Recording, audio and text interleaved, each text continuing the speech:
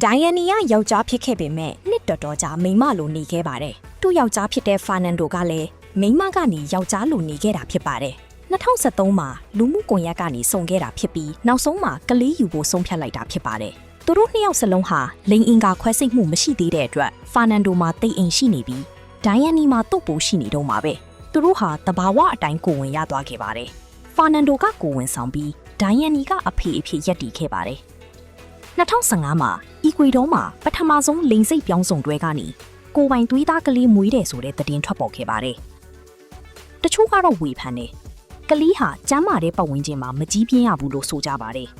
။ဒိုင်ယန်နီကတော့ဒါကငါတို့နှစ်ယောက်ဆန္ဒပါ။ဘာဇီဝဗေဒဘာဥပဒေမှမတားနိုင်ဘူး။ငါတို့ကယောက်ျားနဲ့မိန်းမပါလို့ပြောခဲ့ပါတယ်။အခုဆက်လက်ပြောပြမှာကတော့အသက်80အရွယ်အဖိုးအိုတူဟာကွယ်လွန်သွားတဲ့ဇနီးဖြစ်သူရဲ့ဆေးရုံကုန်ကြစရိတ်တွေဆက်ဖို့အတွက်ကုံစုံဆိုင်မှာအိတ်ထက်အလုပ်သမားအဖြစ်ဝင်ရောက်လုပ်ကင်ပြီးတိတ်တဆိတ်စူးစမ်းနေတာဟာလူအများရဲ့အာယုံဆိုင်မှုကိုခံနေရပါတယ်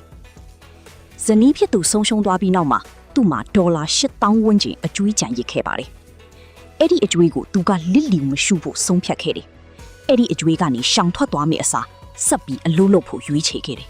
။နေ့စဉ်နေ့တိုင်းအလုပ်ကိုရောက်လာပြီးကြံရှိနေသေးတဲ့အကျွေးကိုဖြည်းဖြည်းချင်းလျှော့ချခဲ့ပါတယ်။သူ့ရဲ့ဇလန်းဟာလူအများရဲ့စိတ်နှလုံးကိုထိမိစေခဲ့ပါတယ်။